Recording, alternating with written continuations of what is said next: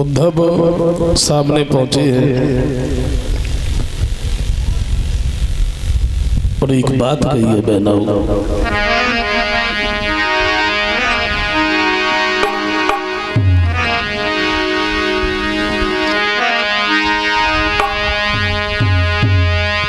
तो उद्धव बोले बहनाओ मैं मथुरा नगरी से आया हूँ।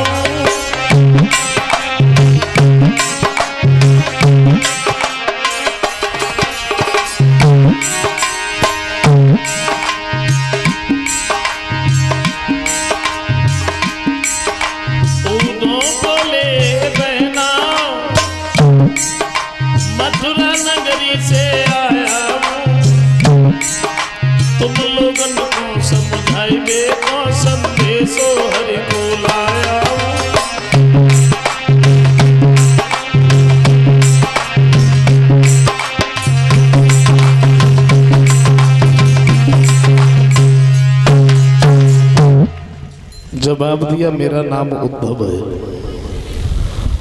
और मैं मथुरा से आया हूँ। श्याम सुंदर ने हमें भेजा है तुम्हें समझाने के लिए। जब ये सुना है श्याम ने भेजा है समझाने के लिए, तो एक बात कही है बहन, अभी तक तो ये आस लगी थी श्याम सुंदर हमारे पास में अवश्य आएंगे, लेकिन अब वो आस भी टूट गई। तुम्हें भेज दिया, श्याम खुद नहीं आए। उद्धव समझाते हैं देखो बहनाओ, तुम श्याम सुंदर के बिना यहाँ पर जितनी व्याकुल हो, तुम्हारे बिना श्याम सुंदर है। लेकिन क्या बताएं, ऐसी उलझनों में फंसे हैं जो कन्हैया अभी तुम्हारे पास में नहीं आ पा रहे। पत्र भी निकाल करके दिया है, कहा है कि श्याम सुंदर ने ये पत्र भेजा है। तो चंद्रा नाम की गोपी कहने लगी उद्धव आप भी ये कागज का टुकड़ा हमारे पास में लेके चले आए, लेकिन तुम्हें एक बात नहीं मालूम है।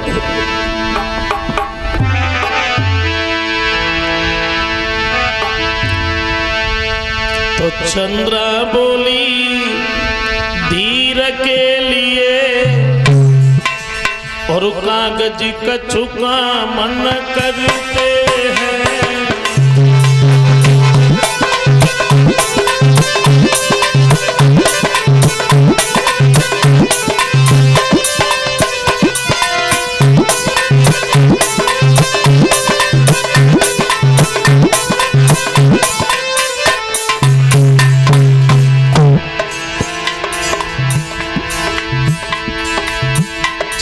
चंद्रा बोली तीर के लिए कागज कछु मन करते और बरसों से सूखे पड़े भय पत्तों से कुआ न भरते हैं।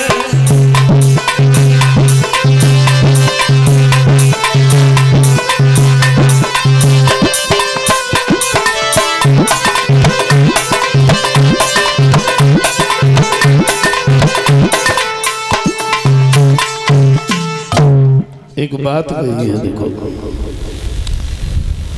आप भी ये कागज का टुकड़ा हमारे पास में लेके चले आए, लेकिन उद्धव तुम्हें एक बात नहीं मालूम है।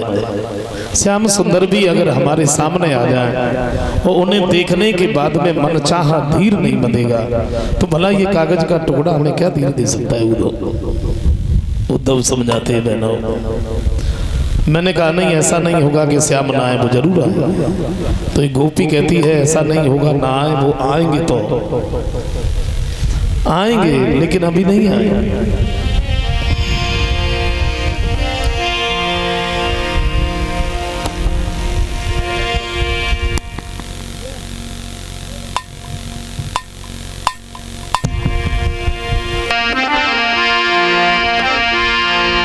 जवाब दिया आएंगे तो श्याम सुंदर, लेकिन अभी नहीं आए।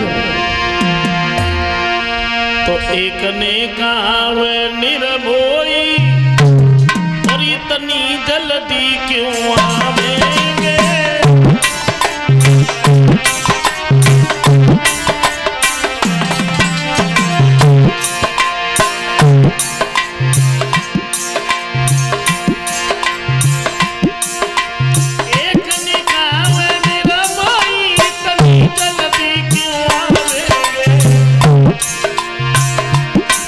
और जब आवेंगे उनके बिरही सब तड़प तड़प मर जावेंगे।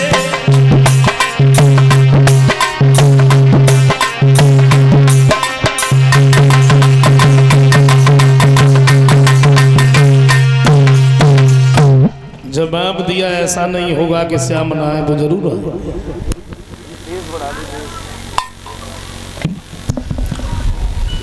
और वो तब आएंगे जब उनका कोई चाहने वाला ही नहीं रहे। अभी नहीं है।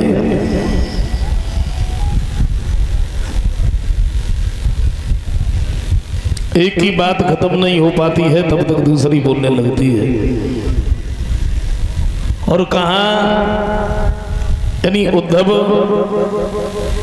जो ये कह के आए थे हम सबको समझाने के बाद शीघ्र तुम्हारे पास में लौट के आए, लेकिन उद्धव का कोई ज्ञान नहीं चल रहा है गोपियों के सामने।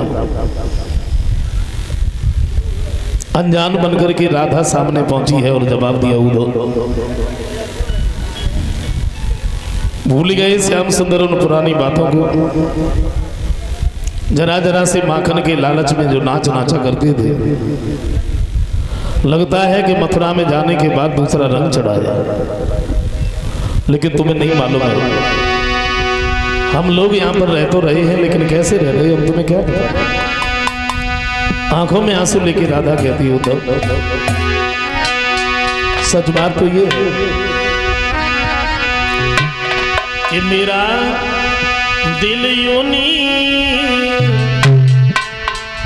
पर खिंचा जा रहा है।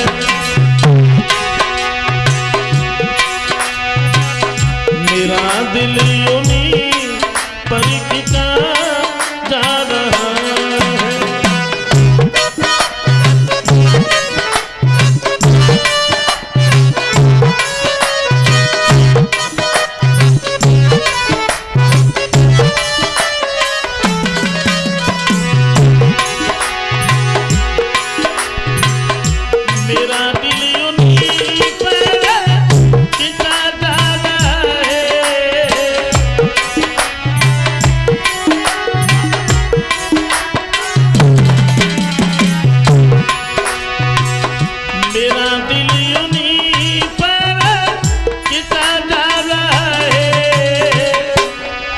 न मुझको बुला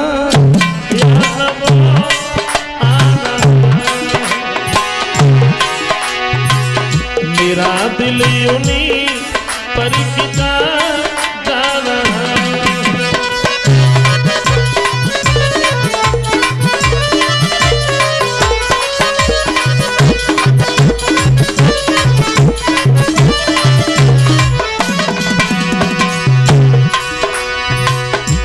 जवाब दिया अब तो ऐसा लगता है ऐसे ही बीते जिंदगानी।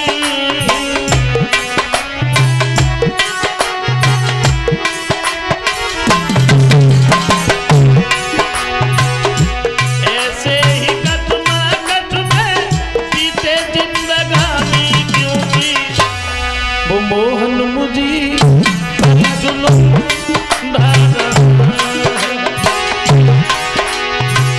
मेरा दिल यूनी पर खिंचा जा रहा है।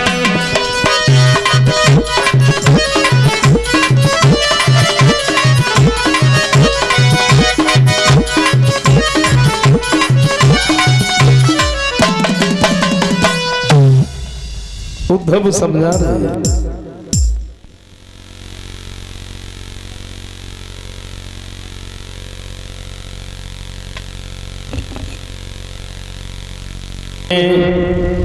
राधा और जितनी भी गोपियां हैं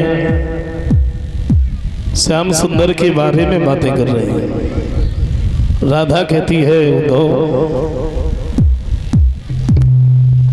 भूल गए श्याम सुंदर उन पुरानी बातों को।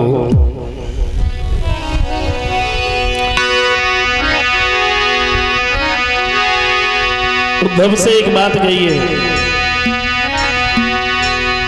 राधा ने, उद्धव अरे गिनी गिनी के दे रही औलाद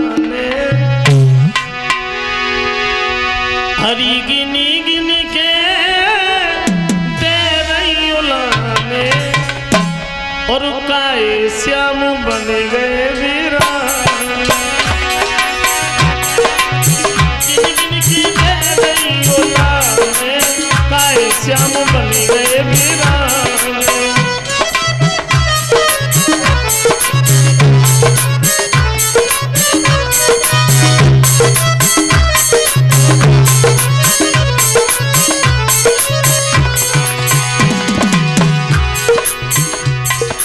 भूल गए श्याम सुंदर उन बातों को।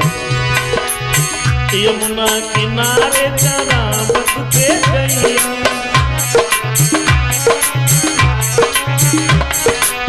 माखन के लालच में लड़कते कन्हैया।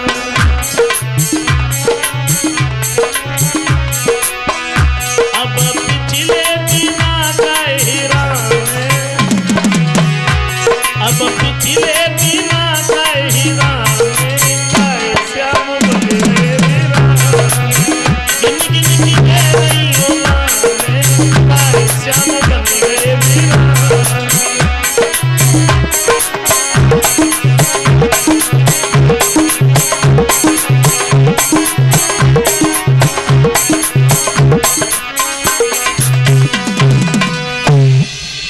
उद्धव समझा रहे हैं।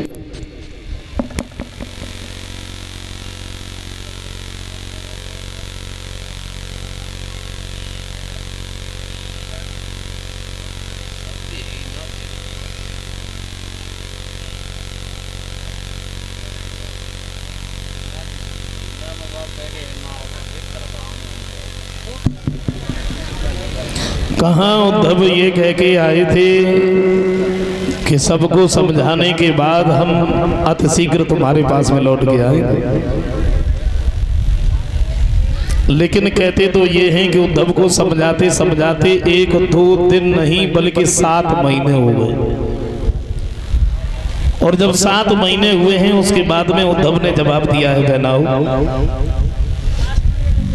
अब हम यहाँ से लौट करके श्याम सुंदर के पास में जाएं।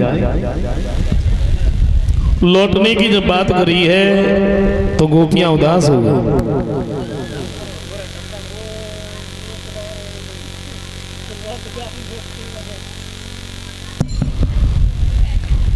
जवाब दिया आप यहाँ पर बने रहे, श्याम सुंदर के बारे में बातें करते रहे तो हम लोगों का दिल कुछ बहला रहा।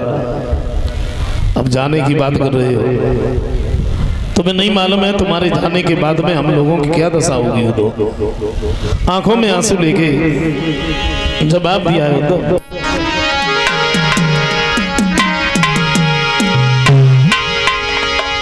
बोली तुम्हारे जाने के बाद कि तारे गिनी गिनी के और यूं रात कटेगी मेरी तारे।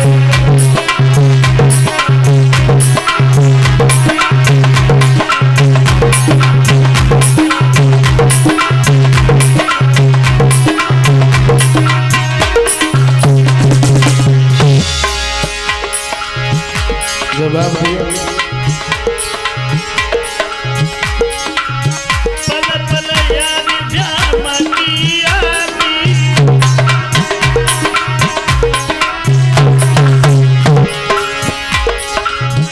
करी करी यादी फटे मेरी छाती।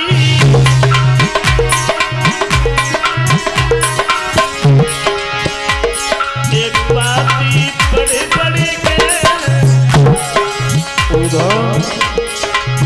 पापी पड़े पड़े के रात कटेगी मेरी।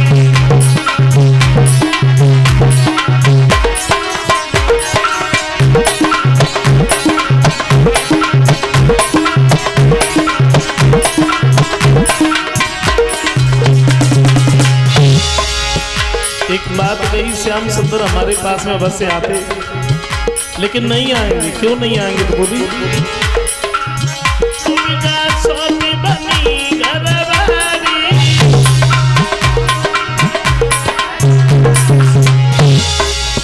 बाके पीछे यादी बिसारी।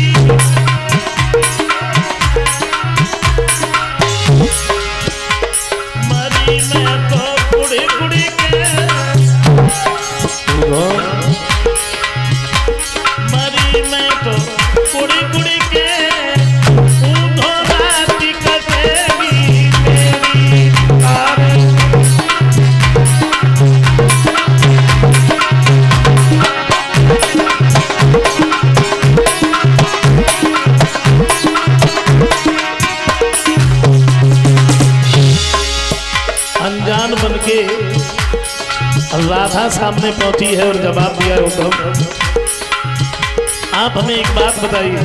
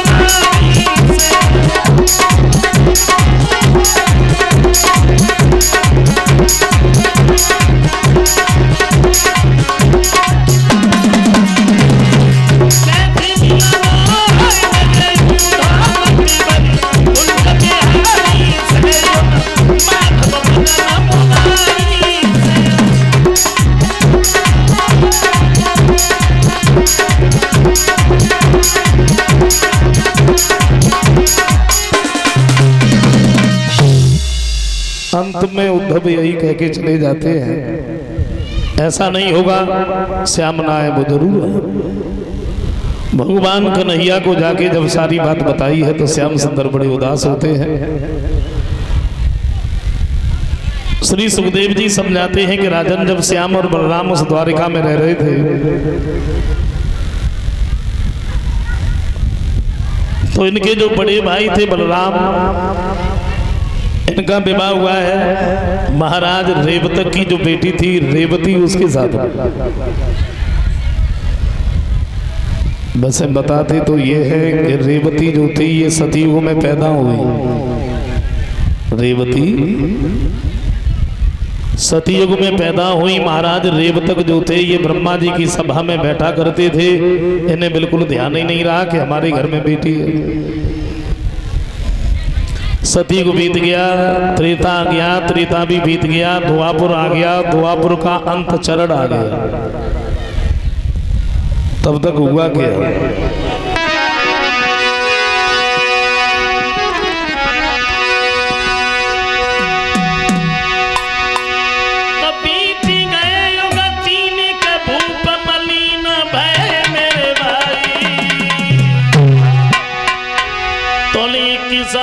की हुई गई रे के बिटिया की लंबाई।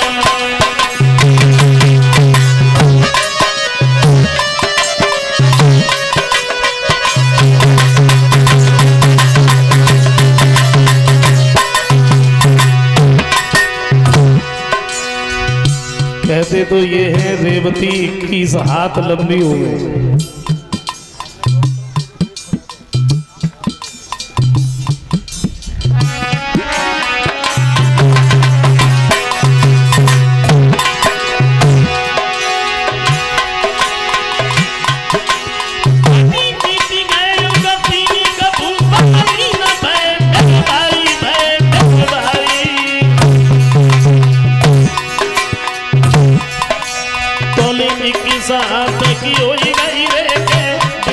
की लंबाई, लेकिन भाई जीवन की रे बनवाई है, लेकिन हो नहीं पाई शादी है भाई।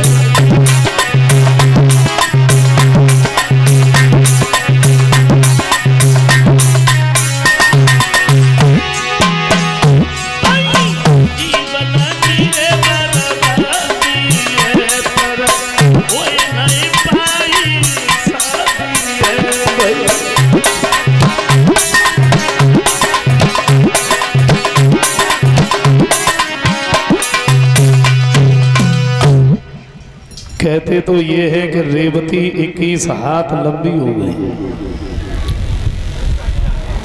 तब जाके महाराज रेवतक को ध्यान आया कि मेरे घर में बेटी है। ब्रह्मा जी से सलाह मिलाई, जवाब दिया प्रभु ऐसा करो कोई अच्छा सा लड़का खोज के हमें बता दो। तो ब्रह्मा जी कहते लड़के का क्या करोगे? बोले हमारे घर में बेटी है, शादी करनी है। तुम्हारे घर में बेटी कब पैदा हुई? तुमने तो हमें अभी तक नहीं बताया। बोले महाराज बेटी तो सतयुग में पैदा हुई। जवाब दिया बेटी सतयुग में पैदा हुई, शादी कर रहे हो द्वापर में, वो भी अंत चढ़ रहे, माफ करना भाई इतनी उम्र का लड़का मेरी नजर में कोई है ही नहीं, हम बताएं तो बताएं कैसे? बोले प्रभु बता दीजिए ना, क्या मेरी बेटी ऐसी बैठी रहेगी? तो ये कहा देखो ऐसा करो, कृष्ण के जो बड़े भाई हैं बलराम, इन्हीं के साथ में विवाह कर दो। महाराज रेवतक घर पर आए हैं, नाई और पंडित को बुलाया, बलराम के पास में टीका भेज दिया। तो पहले तो बलराम ने इनकार कर दिया, बोले हमें विवाह नहीं करना है। सब लोगों ने समझाया तो बलराम ने हाँ भर दी। जब ये घर पर आए, शादी की जो तिथि निश्चित थी उसी तिथि को बलराम बारात लेके चले। आचार्य से नारद भी इनकी बारात में जा रहे हैं। बलराम जब बारात लेके चले तो शीश पे महर को और बोधा के चले। बलराम शीश पे महर को और बोधा के चले। रोहिणी के लला कर श्रृंगारी को चले। रोहिणी के लला कर श्रृंगारी को चले।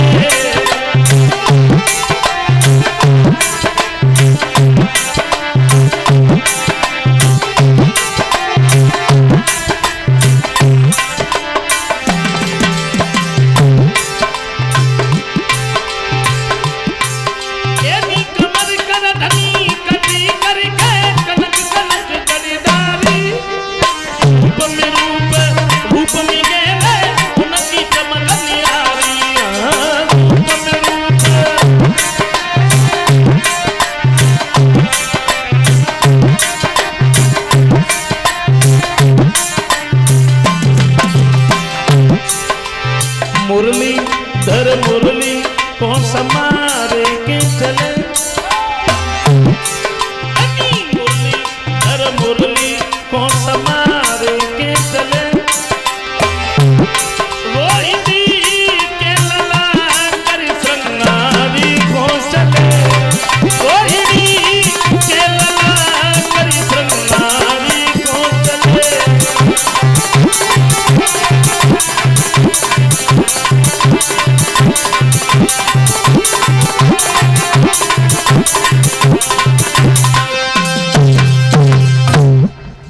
वहां से आगे बढ़े।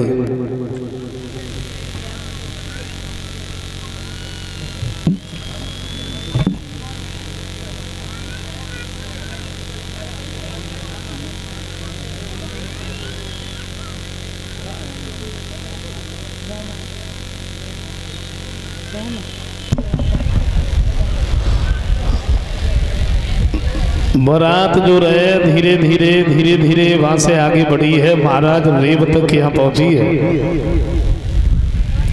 रेवतक ने बारात वालों की बड़ी खुशामद की है। अच्छा शाम को समय बहु दरवाजे को सब बाराती लोग बैठे रहे। रेवती हाथ में जयमाला को लेके चली। कन्हैया ने दूर से रेवती को आता हुआ देखा तो श्याम सुंदर ताली बजा के हंसने लगे। जब श्याम हंसे और सब लोग बैठे रहे तो सब हंसे। नारद को अच्छा नहीं लगा। नारद कहते हैं काहे को हंसे? तो श्याम सुंदर कहते हैं बाबा नारद हम अकेले तो हंस ना रहे, सब लोग हंस रहे। और काहे को हंस रहे? बोले बताने की जरूरत है ही नहीं, थोड़ा सामने देखो मालूम पड़ जाएगा काहे को हंस रहे।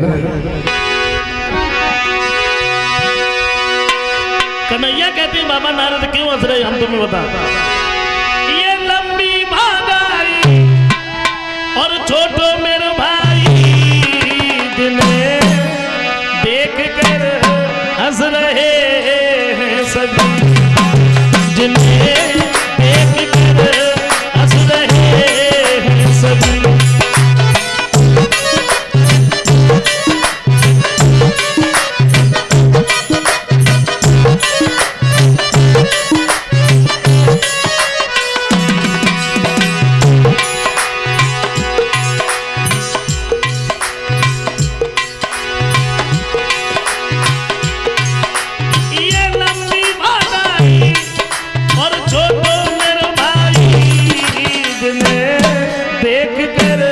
हंस रहे हैं सभी, जिन्हें देख कर हंस रहे हैं सभी।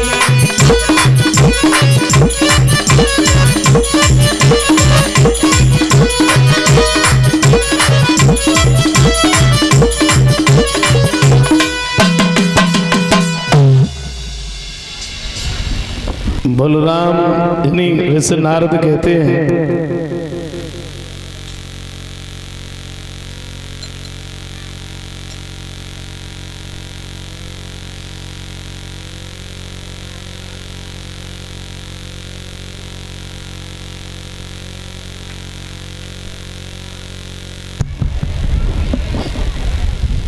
नारद कहते हैं देखो सब लोग हंसे तो हंसे लेकिन तुम नहीं हंसोगे। तो कन्हैया बोले हम बिल्कुल नहीं हंसेंगे, हम काहे को हंसेंगे, हमें मतलब होगा। अच्छा जयमाला पड़ी और जब जयमाला पड़ी तब बैठ के तो जयमाला डाली गई। सोई श्याम सुंदर फिर ताली बजा के हंसने लगे।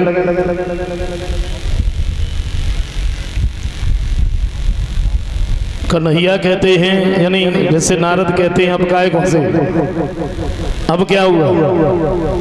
तो श्याम सुंदर बोले बाबा नारद जरा सोचो तो सही, जे इतनी तो लंबी है जो कहूँ पालकी में तो बनेगी ना। कोई बात ना, हमें नहीं घर पे पैदल ही पैदल ले जाए। अब जब हम घर पे पहुंचेंगे तो जो कहूँ महल में तो घुस ही ना पाए, छोड़ो हम दोबारा नए महल बनवा दिए। अच्छा फिर सब लोग देखेंगे तो हंसेंगे, कहेंगे कैसी शादी करके लाए, हंसने दो। लेकिन बात एक और है, क्या है। तो श्याम सुंदर बोले बात तो ये है, कन्हैया कहते बाबा नारद अरे कैसी गुजर होई भैया की और इतनी लंबी घरवारी सैला प्यारी बबा हमारी से।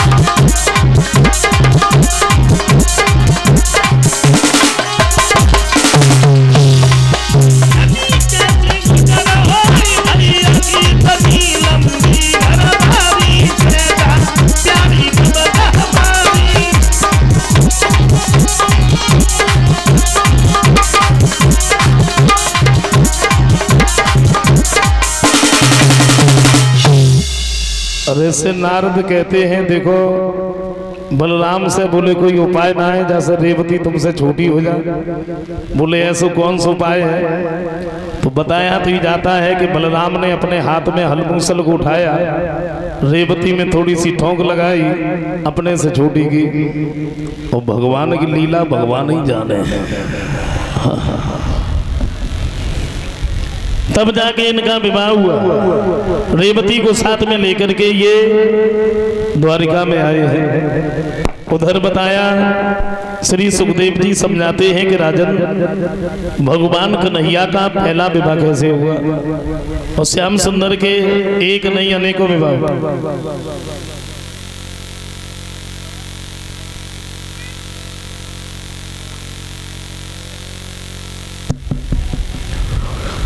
कुंदनपुर में महाराज भीष्मक जो राज्य करते थे, इनके घर में 5 बेटे और 1 बेटी थी, और रुक्मिणी नाम की।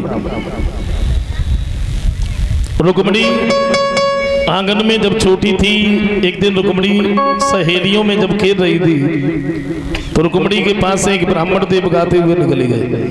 ब्रजभूमि में हुआ है अवतार कन्हैया, और सौभाग्य है जिन्हें हो दीदार कन्हैया। और रुक्मिणी ने जब ये सुन लिया कि अवतार हो गया, उसी दिन से रुक्मिणी जो थी ये श्याम सुंदर के नाम की दीवानी बन गई। हुआ क्या?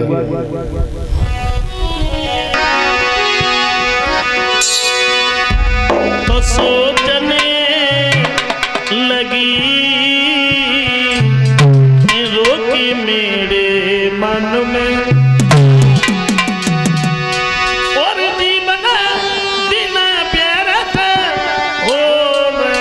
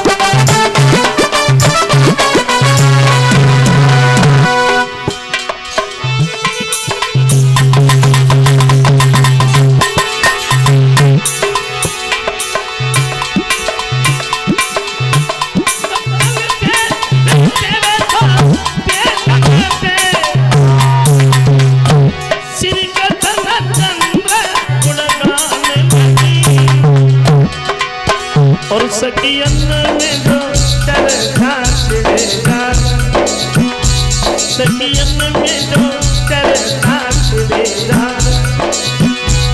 तो हरि के गीत सुनाने लगी।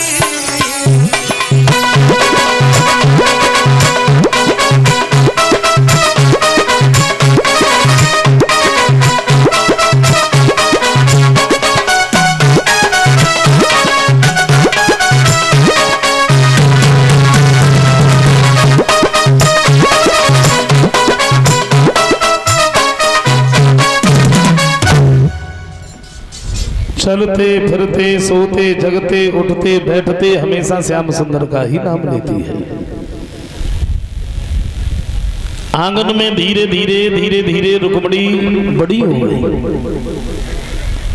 रुक्मिणी आंगन में शादी के योग्य हो गई, तो एक दिन रुक्मिणी की माँ ने जब देखा है, बेटी की तरफ निहार करके मन ही मन में एक बात सोची है, अब हमें अपने पति से बात करनी चाहिए।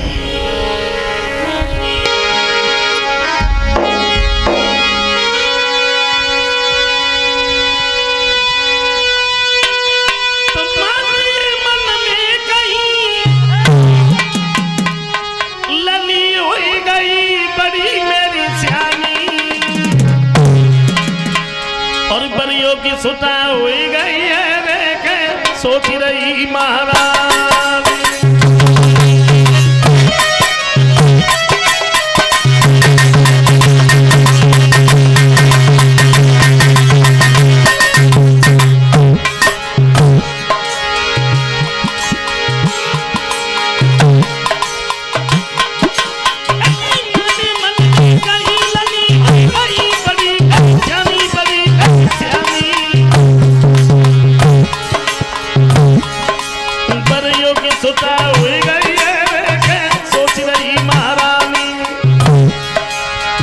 दासी को अपने नजदीक बुलाया और एक बात कही है बहन, पकड़ की महारानी और दासी कही सुना,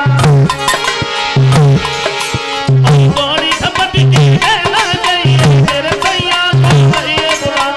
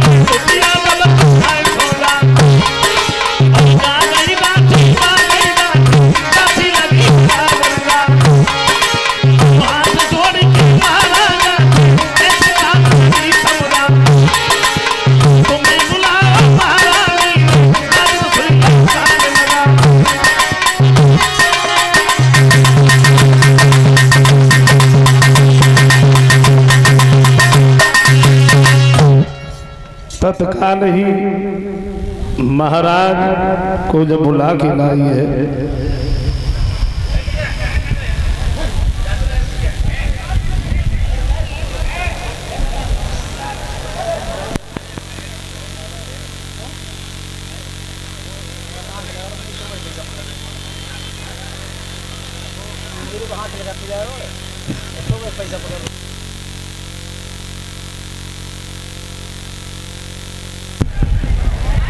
अरे रहने दो कोई बात नहीं।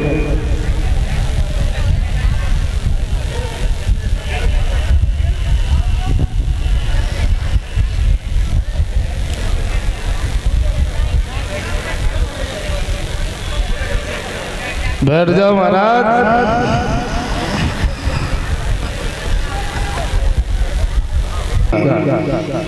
आदि हम दरबार में जाएंगे, सबसे ये सलाह मिलाएंगे, जिस जगह पर सब लोग बताएंगे अच्छे आचार विचार होंगे, सम्मान में जिसका नाम होगा लोग सम्मान करते होंगे, बस हम उसी के साथ में अपनी बेटी का विवाह करें। महाराज भीष्मक जो थे महलों से निकल करके जब दरबार में पहुंचे, राज सिंहासन पर बैठ करके सभा को संबोधित करते हुए बोले, हमारे सभा में बैठे हुए सभी सज्जनों, आपको तो मालूम है कि हमारे घर में रुक्मिणी नाम की बड़ी सुंदर बेटी है और अब हम अपनी बेटी का विवाह करना चाहते हैं। आप लोगों की नजर में कोई अच्छा सा लड़का हो जो हमें बताओ, जिससे हम अपनी बेटी रुक्मिणी का विवाह कर सके। और जैसे ही इतने शब्द सुने तो ये खड़ा हो गया, महाराज की जय हो, कहिए तुम्हारी नजर में कोई लड़का है? वो कहने लगा, महाराज रुक्मिणी का विवाह अगर जरासंध के साथ में हो जाए तो बड़ा सुंदर रहेगा, बहुत बड़ा राजा। जरासंध का नाम सुना तो दूसरा खड़ा हो गया, अरे नहीं महाराज, ऐसे तो कन्हैया ने 17 बार परास्त किया युद्ध में, ऐसे छोड़ो। कोई और देखो। कहने का मतलब मेरा ये है, तो दरबार के बारी बारी से और राजन के नाम सुना लगे।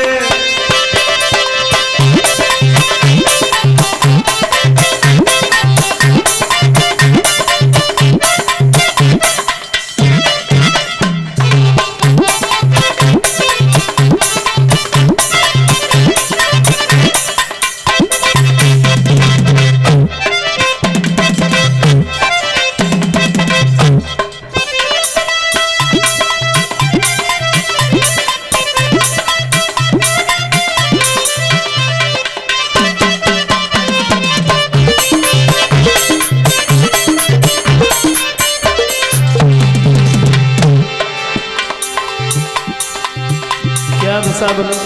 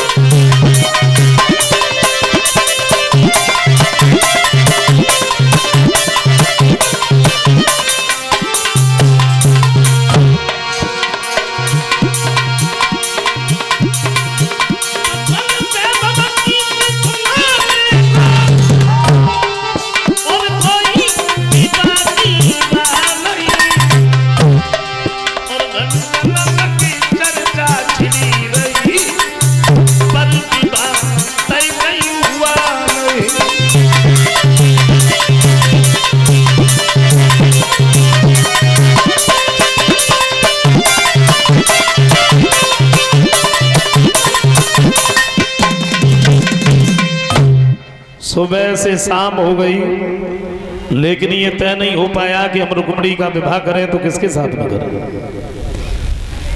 एक अगर किसी राजा का नाम बताता है तो दूसरा खड़े होकर के उसके गुणों और अवगुणों को गिनाने लगता है। नहीं महाराज, इसके अंदर तो ये अवगुण है, इसे छोड़ो, कोई और देखो। महाराज भीष्म कहते हैं सोचो और हमें बताओ। अरे जब भगवान ने हमारे घर में लड़की दी है तो कोई ना कोई लड़का भी भेजा। भीष्म का सबसे छोटा वाला लड़का बैठा था, कहने लगा पिताजी मैं भी कुछ बोल सकता हूँ। बोले क्यों नहीं, तुम्हारी नजर में कोई लड़का हो तो तुम बताओ, है कोई लड़का। वो कहने लगा मेरी बहन का विवाह श्याम सुंदर के साथ में हो जाए तो बड़ा सुंदर रहेगा। और कन्हैया का नाम सुना तो सभा में तालियां बजने लगी, बाजी वाह। कृष्ण का तो किसी ने नाम ही नहीं लिया। महाराज भीष्म कहते हैं बेटा सच बात तो यह है कि तुमने तो मेरी मौकी बात ही छीन ली। मैं भी तो यही चाहता था श्याम सुंदर अगर इस घर में दूल्हा बनकर के आए तो ये घर पवित्र हो जाएगा। अब हम अपनी बेटी का विवाह श्याम के ही साथ में करेंगे। और तब तक भीष्म का बड़ा वाला लड़का आ गया। रुको, जवाब दिया पिताजी क्या कह रहे। हम अपनी बहन का विवाह और उस वाले के साथ में कर दें जिसके तो माता पिता का भी ठिकाना नहीं है। कोई बसदेव देवकी का लड़का कह रहा है, कोई नंद बाबा यशोदा का लड़का कह रहा है, उसके साथ में नहीं। तो भीष्म कहते हैं बेटा केवल बात ही तो चल रही है, शादी तो हुई नहीं। कोई बात नहीं, तुम्हारी नजर में कोई लड़का हो तो तुम बताओ, है कोई लड़का। वो कहने लगा पिताजी मेरी नजर में लड़का है।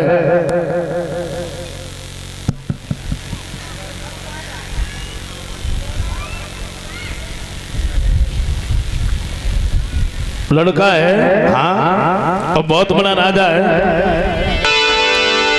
सच बात तो ये है कि तुम्हारे जैसों को तो नजदीक भी नहीं बैठने देगा। ऐसा कौन सा राजा। बोले हमारे घर पर आता जाता रहता है लेकिन तुम्हें ध्यान नहीं आ रहा। ध्यान नहीं आ रहा, घर पर आता जाता रहता है। भाई उसकी बड़ाई करते होगे, उसका नाम भी बताओगे। बोले क्यों नहीं बताएंगे, जरूर बताएंगे। और सुनते ही आप बड़े खुश हो जाएंगे।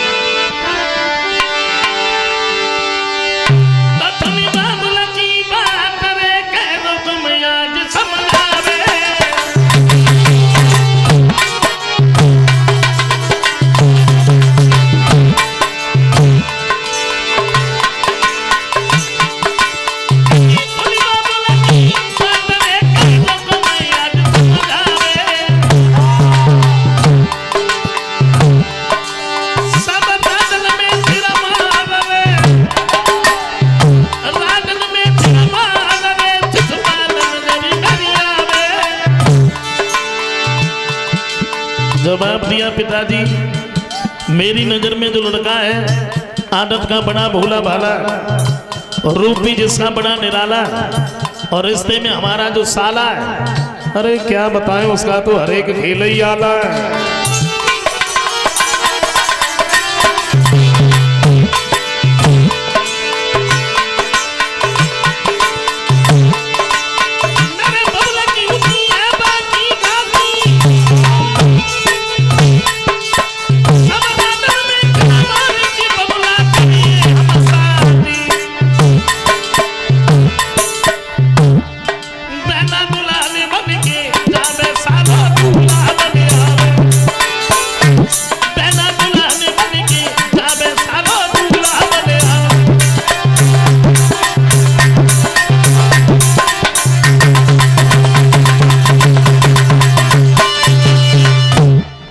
जवाब दिया है पिताजी, मेरी नजर में जो लड़का है, मेरी बहन का विवाह अगर शिशुपाल के साथ में हो जाए तो बड़ा सुंदर रहेगा, बहुत बड़ा राजा। तो भीष्म कहने लगे दुष्ट, ये बात कहने से पहले तू मर क्यों नहीं गया? क्या तू अपनी बहन का विवाह और अपने साले के साथ कर देगा? रकम कहने लगा पिताजी, जब उसने अपनी बहन का विवाह मेरे साथ कर दिया तो मुझे करने में क्या हर्ज है? बोले बेटा, मेरे घर में 2-4 लड़कियां नहीं है, अकेली रुकमणी है, और तुम्हें हो क्या गया? लाला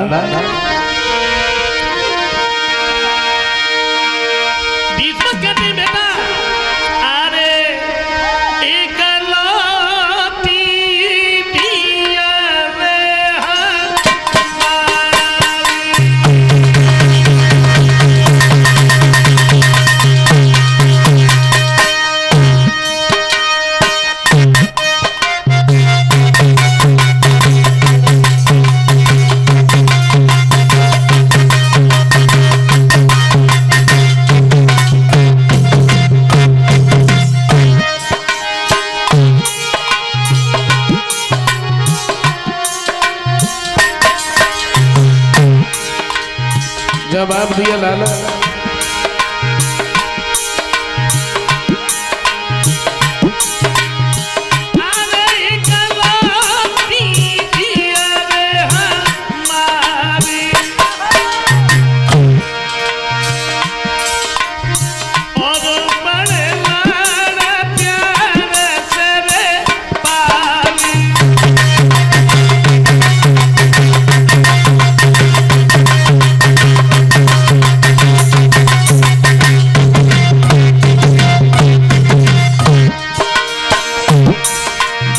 बेटा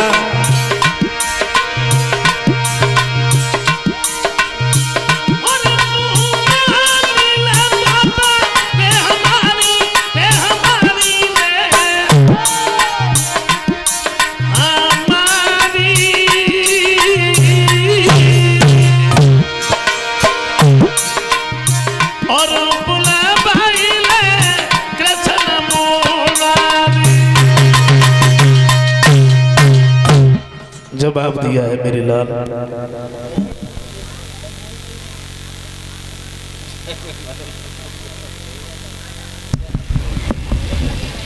मेरी बात मानो, श्याम सुंदर अगर इस घर में दूल्हा बन करके आए तो ये घर पवित्र हो जाएगा। रोकम कहने लगा पिताजी, तुमने फिर नाम ले दिया उसका? सच बात तो ये है कि हमें तो इसके नाम से ही अड़ा है। कान खोल करके सुन लो मेरी बात।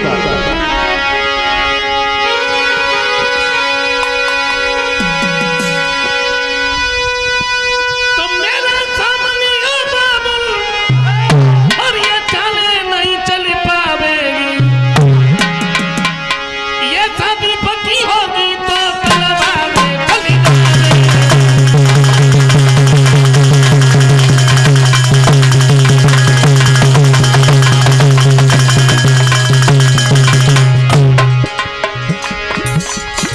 एक बात कही है,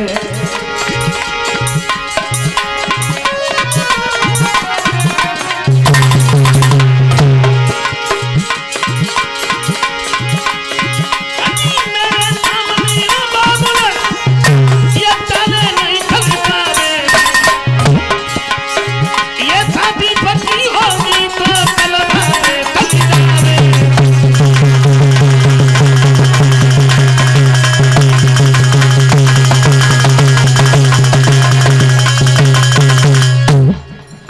खोल करके आप हमारी बात